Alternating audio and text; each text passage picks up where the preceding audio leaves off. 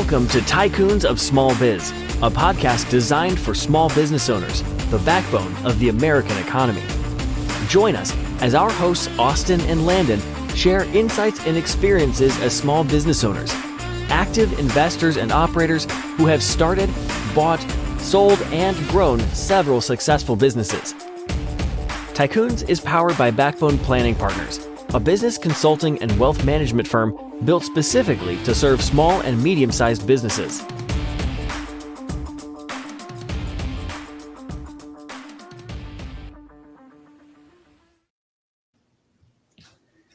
Hello, Tycoons, and welcome to today's April Fool's edition of Tycoons of Small Biz. But I'm sorry to tell you that there won't be any fooling around today. We're going to be talking about a very serious topic. We're going to talk about private real estate. Excited to do this nonetheless. So I'm Austin Peterson. I'm one of your co-hosts. Been doing this for several years now, actually. I'm coming to you live from Gilbert, Arizona. And today we've got Landon Mance, my regular co-host as well, but he's coming to you from an undisclosed location near San Diego. Landon, welcome in, buddy.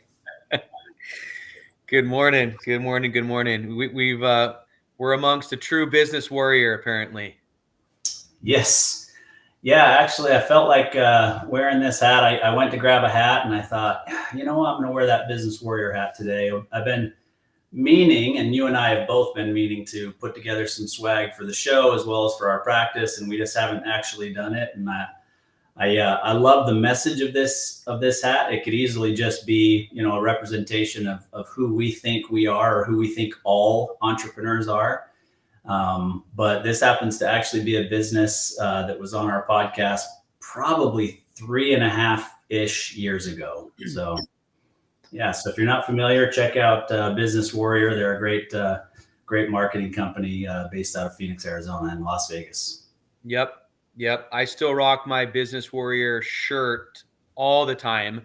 I do have a Business Warrior hat as well, but that gets thrown into the mix here and there. So I still rock the swag as well. And I think they also made a pivot, in the last couple of years with their business. So I think they do quite a bit of like small business lending now as well. And if you didn't know this, it's actually interesting. They are publicly traded. Oh yeah, I think we talked about that on the podcast. Yeah, we did. But they're on my stock app list. So I still see their stock here and there. I think it's valued at about like a penny right now, but I don't know if that's good or bad, but that's it. It is what it is. Yeah, absolutely. Well, no, they're a great team though. And I think they were doing some great things, but yeah, they had an opportunity to go public through a reverse SPAC. And it was, an interesting deal at the time. It was still pretty new to kind of go public that way. And so it was a cool conversation to have with them, but let's not get off topic. So first of all, for those who are listening, hope you had a great Easter weekend. Had a great Easter weekend with my family. Just spent a little bit of low key time. We had rain all day, so we didn't do a whole lot outside yesterday, but had a nice dinner with family and just kind of took in that weekend. And then I also had an opportunity to go to an iftar, if you're not familiar with what that is, but that's for Ramadan, for the Islam faith, when they break their fast at the end of the day. Once the sun goes down, they have what's called an iftar, which is breaking the fast together and everybody, kind of eating together. But the one that we went to was a fundraising event and an opportunity to kind of celebrate some nonprofits in the area that do great work for Muslim refugees specifically. And my wife and her partner were honored for what they do at the Arizona Refugee Center, which was kind of cool. Yeah, that's amazing, man. That's really cool. I've never heard that term before and didn't know what it was. So that's great, man. Yeah. And Arizona Refugee Society. What'd you call it? Sorry. Center, Arizona Refugee Center.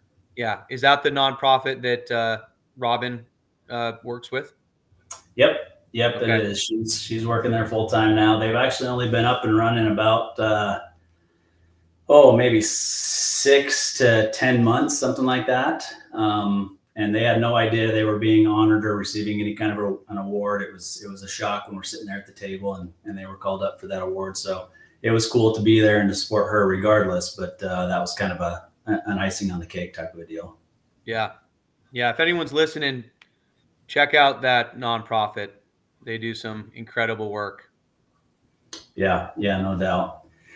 All right, well, Landon, we're going to talk about private real estate. So let me kick it over to you, kind of lay it out there. What does private real estate mean specifically on the investing side? Why are we talking about it? Why do we think it's important specifically for business owners? Yeah. I mean, as we all know, business owners absolutely despise, real estate. I mean, they generally want absolutely nothing to do with it at all. They've heard all the horror stories. They hate the fact that it's tangible, that you can actually, touch it, feel it, and see it. April Fools. So there is going to be some April Fools today. Well, exact opposite of that. As entrepreneurs and investors, we love real estate. A lot of different kinds of real estate. There's single family home investing, multi-family home investing. There is industrial. There is mixed use. There is medical. And then there's also different avenues of investing in each of those, verticals, if you will, right? There is, buying a piece of raw land and developing that piece of land into a piece of real estate. There is rehabilitation, buying an existing, piece of real estate and doing a bunch of tenant improvements or a bunch of work to the real estate, and then holding on to it as a better asset, or flipping it. So a lot of different kinds of real estate investing. There's also a lot of different ways to invest in those different avenues that I just mentioned. So we'll kind of talk about those. But I think maybe a good question to unpack is, I listed a couple of reasons, half jokingly, half not, that business owners just tend to love real estate. And why do you think that is? Like, let's just chat about that for a second, because as if you're listening and you don't know, Austin and I in our practice, we pretty much exclusively serve entrepreneurs when it comes to our new clients, and have for the last couple of years. And entrepreneurs love real estate. And if it was up to them, they'd probably put all of their money outside of their business into real estate. And why do you think that is? Yeah, I mean, so like you said, it's been, I think you said a couple years. It's been several years we've focused exclusively on business owners, but we've both been working with business owners our entire careers, right? And for me, that's 24 years. And I hear the same things over and over and over again. And some of them were, things that you made a joke about, right? It's tangible. It's tangible. You can see it. You can walk into it. You can put your hands on it. You can be responsible for the improvements. It's just something that you understand, right? And as opposed to the public markets, stocks and bonds and all those sorts of things, a lot of business owners go, it's just fake money. It's superfluous. I don't understand it. I don't have any control over how that company is doing, and whether or not, if they're doing well, controls their stock price. And so, they don't like it necessarily. They don't understand it. I think, sometimes we feel like we almost have to kind of argue and push with them as to why that should still be part of their portfolio. But real estate, like I said, it's tangible. And then the other big thing that I hear often is cash flow, right? So you can buy different pieces of property. You mentioned some of them. So maybe you buy a bunch of different rental properties and you've got long-term renters in there, and that's providing cash flow to you. Or you're doing the short-term rental route, or you bought a commercial building, a warehouse, a storage unit. Like, all these different things that will provide ongoing, monthly, regular cash flow. So those are the two things that I hear most often. You may have one or two more to add to that. Yeah, the only other thing that jumps out at me is we see it a lot where our business owner, I'll just use a construction company as an example, right? So they own a successful construction company, and there came a point in their entrepreneurial journey where they came to a crossroads, and that crossroads was, do I buy this existing, building or warehouse or yard that I operate out of, or do I continue to rent? You know, um, and a lot of them choose to buy, right? So I don't know. Generally, we see, a client's been working out of a piece of property for 3, 5, 10 plus years, and the owner of that property, approaches, our client, the tenant, and says, "Hey, I'm retiring and I'm divesting of my real estate. Do you want to buy the building or the land or whatever?" And they're like, "Yeah, absolutely." And so they just kind of happenstance come into owning, the piece of a property that they currently own and operate, their business out of. So we see that a lot. Another interesting thing that we see, and we're actually working with some clients on this right now, is where somebody buys a piece of real estate, and the real estate ends up turning into a significantly larger asset than their business, right? So they buy a piece of real estate, and maybe that the real estate just appreciates significantly over the years. Maybe the business doesn't for whatever reason, and all of a sudden now they end up with an asset that's worth significantly more than their business. And we're actually working with some clients on that exact situation right now, where they're divesting of a piece of real estate that's appreciated pretty significantly over the years, and their business has kind of gone in the opposite direction. But we see that we see that pretty frequently as well. Yeah, definitely. And one thing that we probably should mention is that depending on your business and the way that you structure things, and the piece of property that you're talking about, there's some pretty significant tax reasons to potentially buy some real estate alongside your business. And so that comes into play a lot of times with different real estate, or different entrepreneurs that look at buying real estate as a way to offset some taxes, or to generate different revenues in a different entity that can then benefit their current business. There's a lot of different reasons from a tax standpoint to buy some real estate as well. Yeah, for sure. So a quick tip for y'all listening: if you own a investment property or commercial piece of real estate, and let's just say you bought it in the last I don't know, 2 to 10 years, and you really don't have any plan to sell it like in the next few years at least, if you have not looked into a cost segregation study, check it out. Talk to your tax professional, do a Google search, educate yourself a little bit on it, because there can be some significant tax benefits to you. There's other things you have to consider and make sure that it makes sense for you. But if you have not looked into that,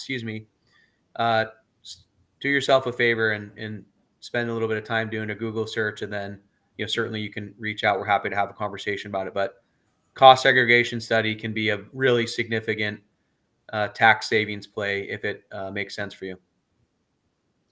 Yep, for sure. And be careful, right? There are plenty of firms out there, and just like in a lot of different areas, where if that's all they do, then gosh darn it, they're going to figure out a way to make that fit for you, whether it's beneficial to you or not. And so you just have to make sure that you're getting good advice. It's worth, the juice is worth the squeeze, so to speak, that what you're paying for that study is worth what you're going to get from a tax benefit. So just be aware of that as well. Yeah. Good call. Yeah. So let's, Why don't we spend a couple minutes here and let's talk about the different ways that people can actually invest into private real estate deals. So I'll list a couple, and you can fill in any gaps if I'm missing anything. But when you go out to invest into private real estate, there's many different ways that you can actually get that done. So I'd say like the most basic and simple way is you go out and you buy a piece of private real estate yourself, right? So you go out and you buy a single family home as as an investment, and you get a short or a long term renter in there, and then you pay all the expenses and you collect the cash flow off of that property from the rent, and you go about your merry way.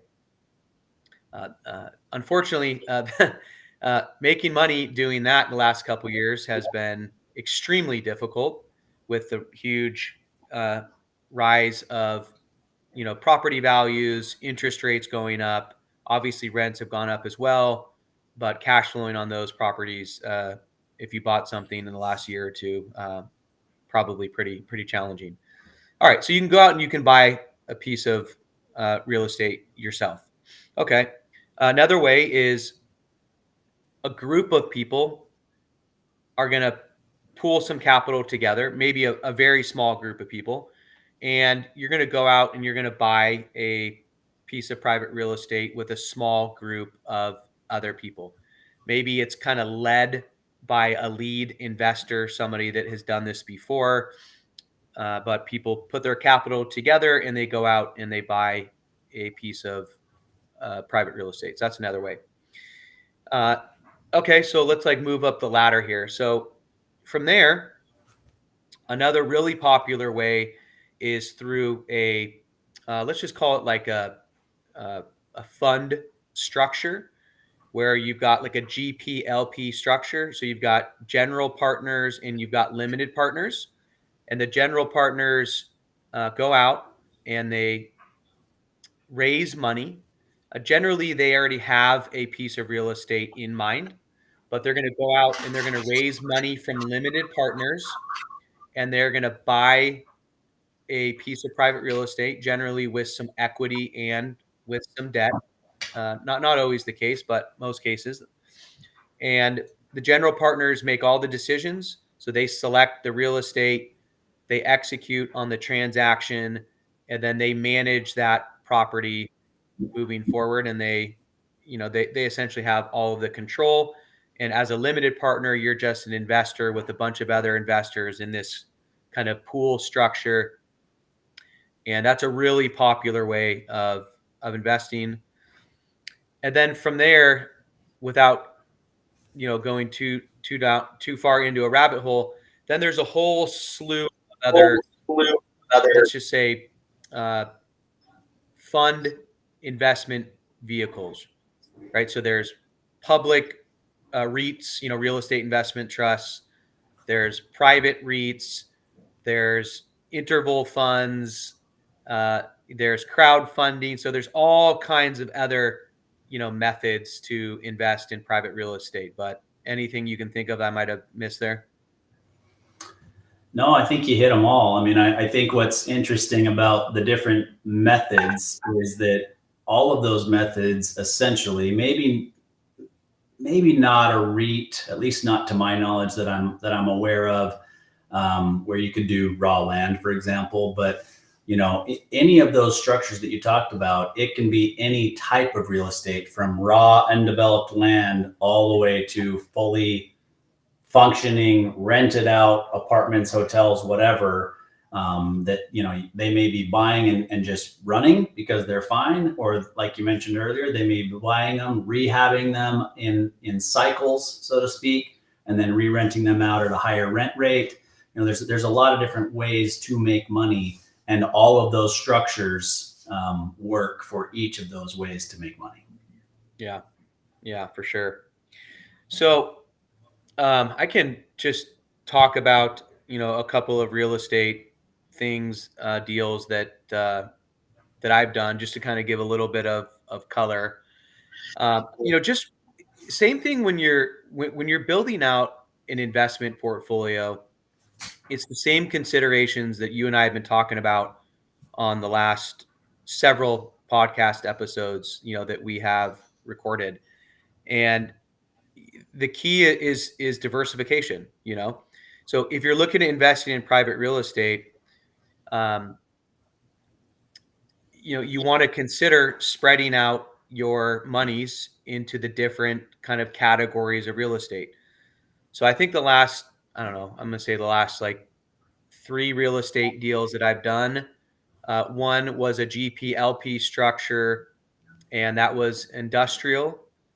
Another one was a GP-LP structure. That was a luxury hotel deal out in the Hamptons, and then another one was a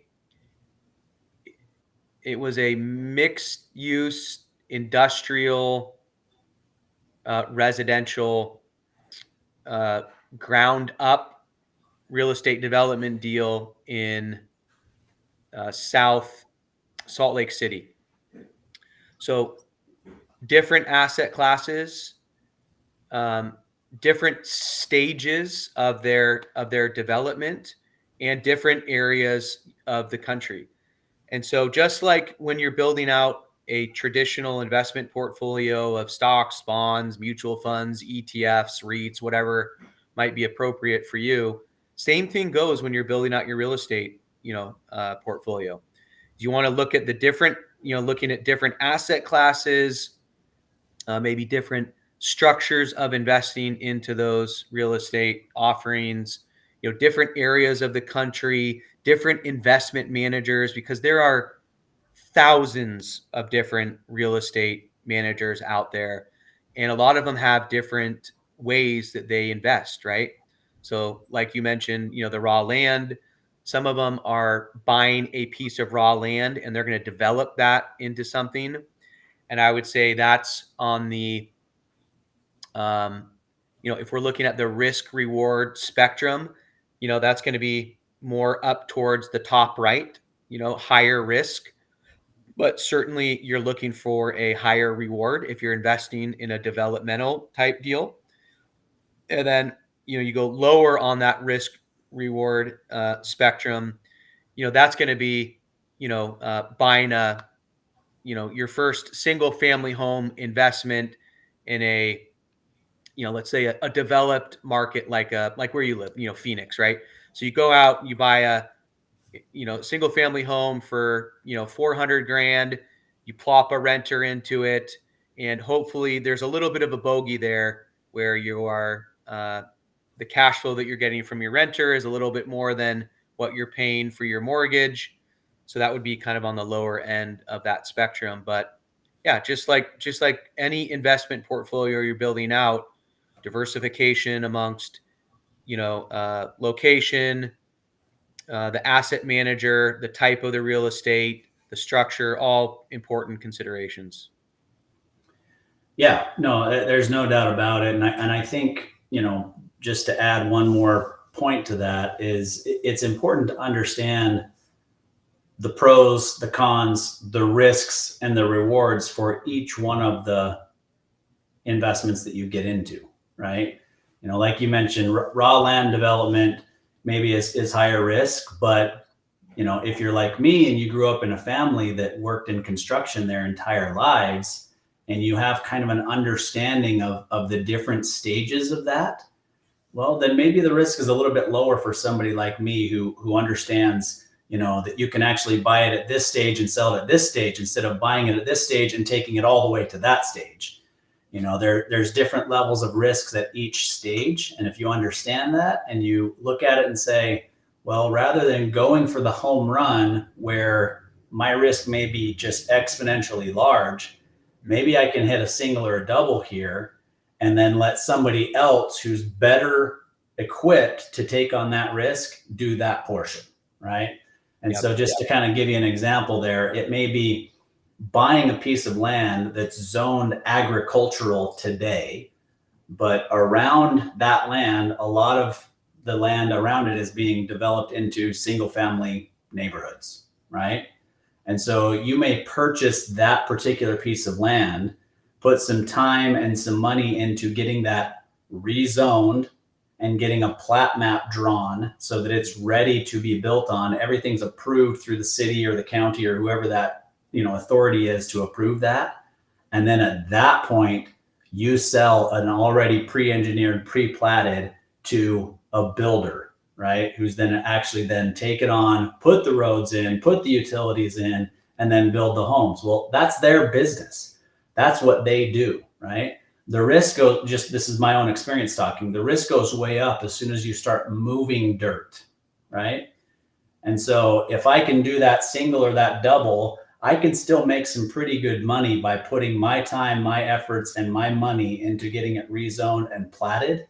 And you got final plat approval, and then you sell it to a builder. You can still make some pretty decent return on that if you know what you're doing and have the ability to get that done in short order, and you get a good price on the land. Yeah. So, a builder's willing to pay for that work being done, and that's where your profit is built in, but you didn't take on that additional risk of moving dirt, starting to spend additional money, and then maybe, interest rates go up or the real estate market crashes or, all these things that we kind of saw in 2008. The moment you move dirt, the risk goes way up. So there are different ways in each of those to make small amounts of money. Yeah, good point. It made me think of something like two really, really important considerations when you are looking to invest in private real estate, especially if you're doing, I'm just going to call like the riskier stuff, like a developmental deal, right? Where you're investing in a company that is going to buy a piece of land and develop a building on it, whatever kind of building it is, residential, commercial, industrial, doesn't matter. Two things that are extremely important, and that is the prior experience of the, I'll just call it the manager, and the underwriting. So I'll elaborate on that for a second. When you're looking at doing kind of the more speculative investing in real estate, it is imperative that the team or the investment group that is doing this, has done this probably not once or twice, but generally they've done this 3 to 5 minimum, even maybe 5, 10, 20 plus times before. So they've got significant experience developing real estate.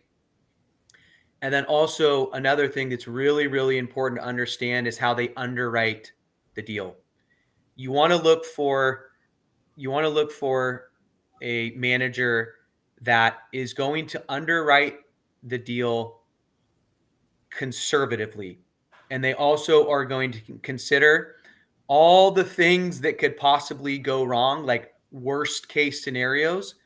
So if you're looking at doing a real estate investment and you're looking at the underwriting and they have not planned for the worst case scenarios, then I think you may want to reconsider doing that investment, especially in the environment that we are in now. That is probably more important than ever because interest rates are higher than they've been in a very long time. Real estate, asset prices have gone up significantly, the last 3 to 5 years. And so as interest rates, start to come back down, hopefully, then, that will have an effect on real estate, just like it will have an effect on all, on a lot of other assets. So those are two really, really important things to consider, especially if you're looking at doing, again, what I'm referring to is like the more speculative, real estate deals.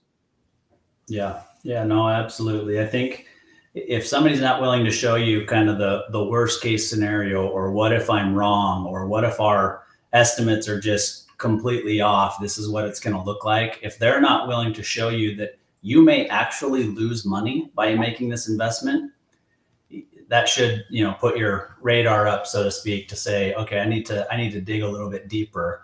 I would also say, if you're looking to get involved with somebody in a deal like this, and they don't have some of their own money in, that should be a red flag as well, right? So if they're just bringing their experience to the table and they're not putting any of their own money in, that should be a red flag in my mind. So not to say that couldn't work out well, but just one of those things that I see as a red flag.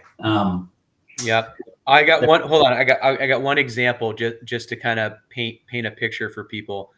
My dad has been a real estate developer for 45, 50 years. And, he'll be the first one to tell you that his career has been, it's been roller coastery, And I remember a development deal that he did a long time ago. This was 25 to 30 years ago. And he got this amazing piece of real estate in North County, San Diego. And, had some investors come in, and they started to develop. It was a mixed use development, residential on the top and retail on the bottom. And they started developing it. And something that I guess was really out of their control was they started digging down into the ground, and there was just basically like a river. there was basically like a river down in the dirt that I don't think they could see when they did their testing or whatever.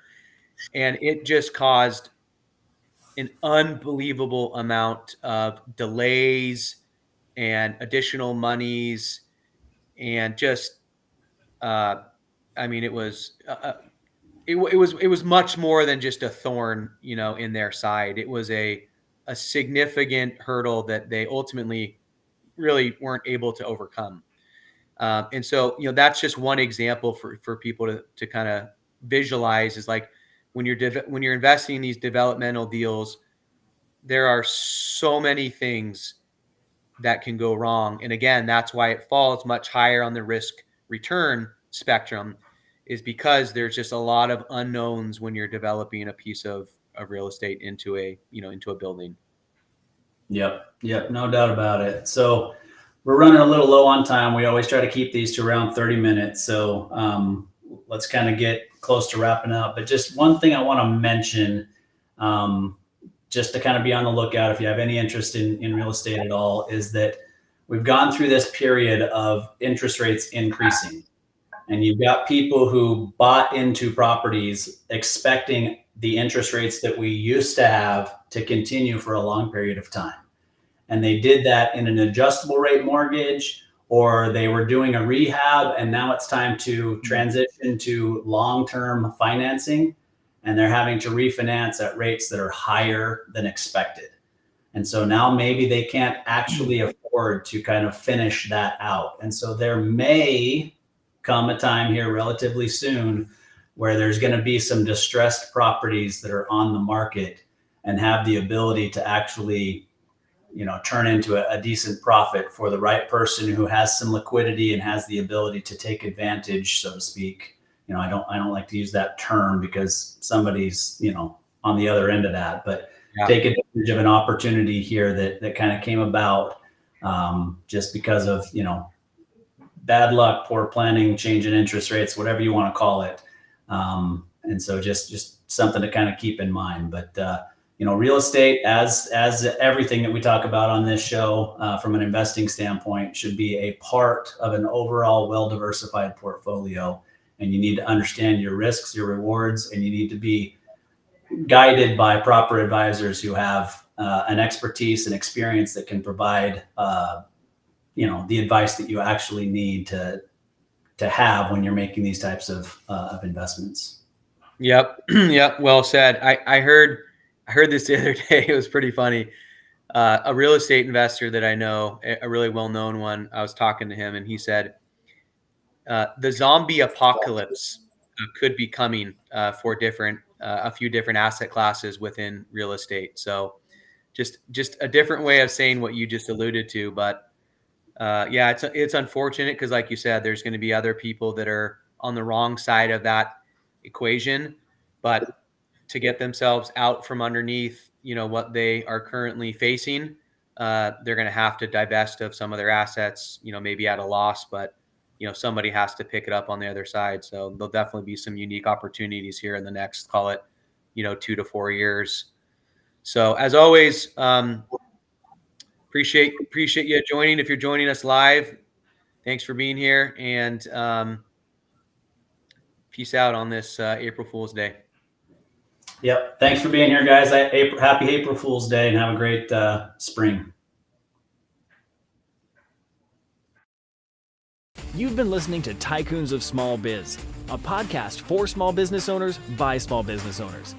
Be sure to follow us on our social media channels for links to all our episodes and great content around growing, investing in, buying, and selling small businesses. This podcast is distributed for informational purposes only. Statements made in the podcast are not to be construed as personalized investment or financial planning advice, may not be suitable for everyone, and should not be considered as solicitation to engage in any particular investing or planning strategy. Listeners should conduct their own review and exercise judgment, or consult with their professional financial advisor to see how the information contained in this podcast may apply to their own individual circumstances. All investing involves risk of loss, including the possible loss of principal. Past performance does not guarantee future results, and nothing in this podcast should be construed as a guarantee of any specific outcome or profit. All market indices discussed are unmanaged, do not incur management fees, costs, and expenses, and cannot be invested into directly.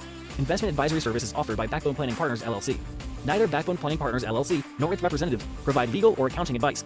The content of this podcast represents the views and opinions of Austin Peterson and Landon Mance, and/or the podcast guest, and do not necessarily represent the views or opinions of Backbone Planning Partners, LLC. Statements made in this podcast are subject to change without notice.